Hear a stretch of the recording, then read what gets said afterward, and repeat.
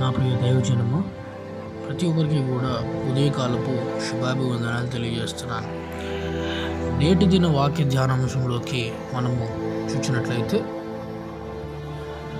కీర్తన గ్రంథము 139వ కీర్తన 23వ వచనం. దేవా, నన్ను పరిశోధించి నా హృదయం తెలుసుకొను, నన్ను పరీక్షించి నా ఆలోచనలు తెలుసుకొను. ప్రార్థించుకుందాం.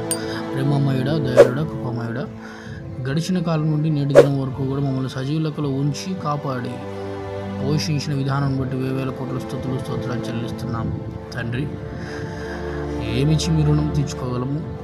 మేము ఇంకనూ పాపలు వెండగా మా కోసం ప్రాణం పెట్టిన దేవా, నీకే వేలాది స్తోత్రాలు తండ్రి.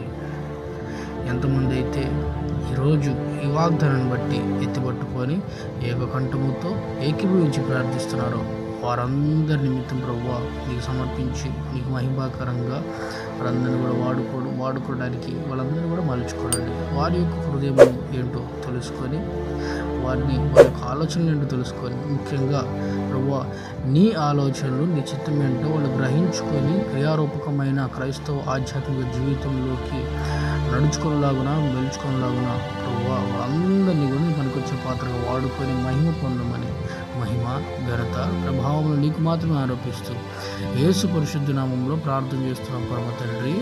ఆమేన్.